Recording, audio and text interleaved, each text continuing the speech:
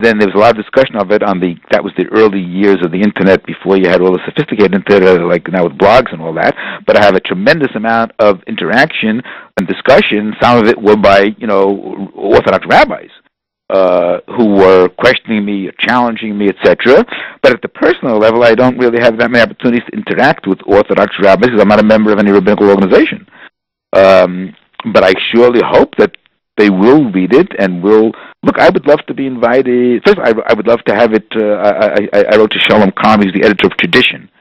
I said, look, here's a book I think should be read by modern Orthodox Jews. It's offensive, it's heretical, it goes against what you people believe, but that's the reason why it should be. So review it in Tradition. Maybe he will. He didn't say that he won't. He said he'll bring it to the attention of the editorial board. I hope they'll review it, even if it's a negative review. But at least I want it to be discussed.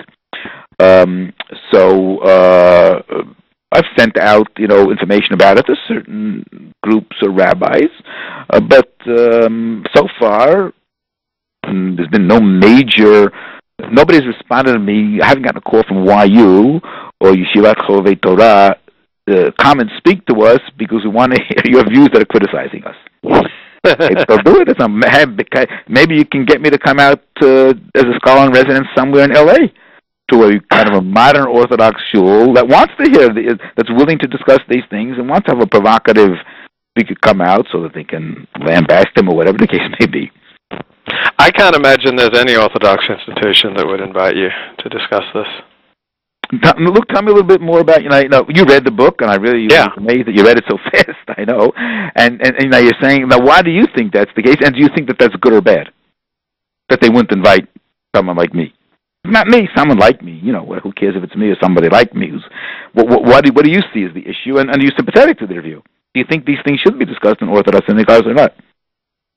My dad's a Bible scholar, so I grew up with JEPD, taking it for granted. But I've been a member and participant in Orthodox shuls for the last 15 years. I'm a convert to Judaism. Mm-hmm. So I belong to the Orthodox community.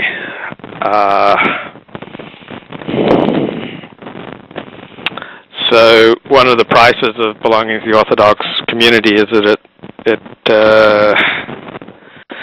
it circumscribes your freedom. Right, that's what I felt very much. Where are you from, Lucas? I'm from Australia. Oh, I spent 4 months in Sydney.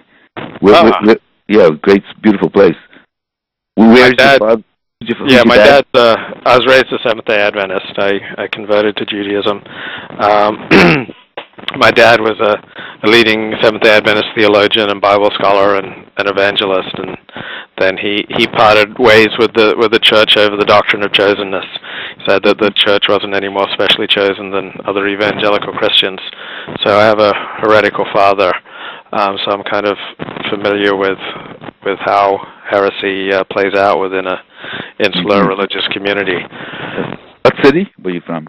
I grew up on a Seventh-day Adventist college campus 2 hours outside of Sydney.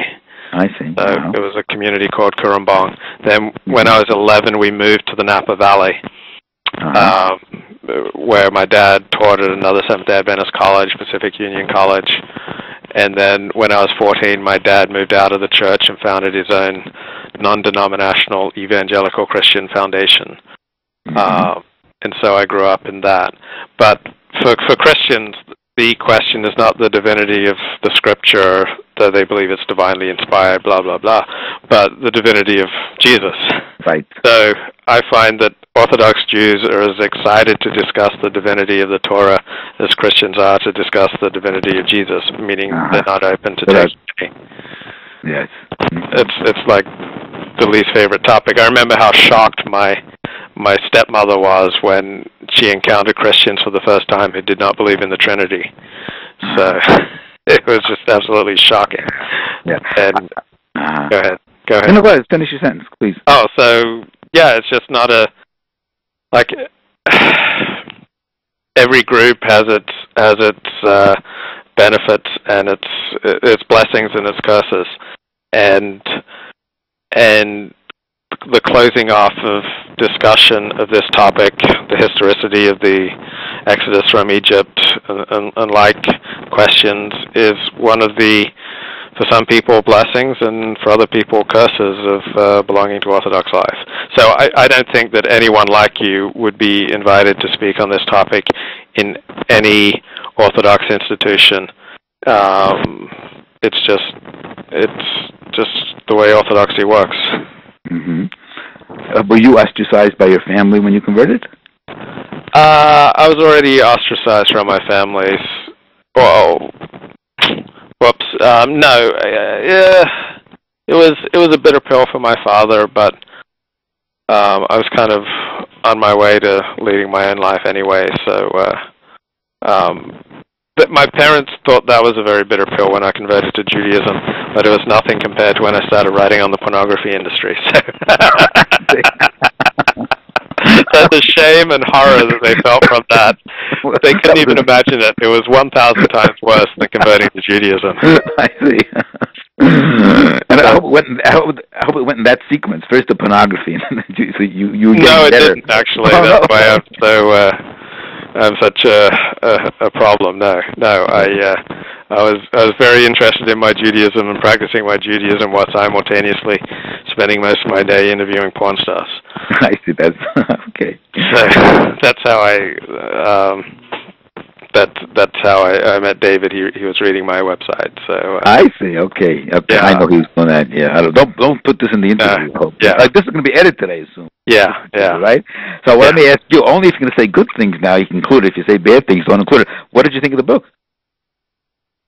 Well, it was all very familiar to me. So my favorite parts were, because I read Louis Jacobs' The Condition of Jewish Belief, and I mean, I grew up with JD and biblical scholarship and versus fundamentalism. My dad had an endless war with fundamentalists because he has 2 PhDs, one in Bible and one in something else religious oriented.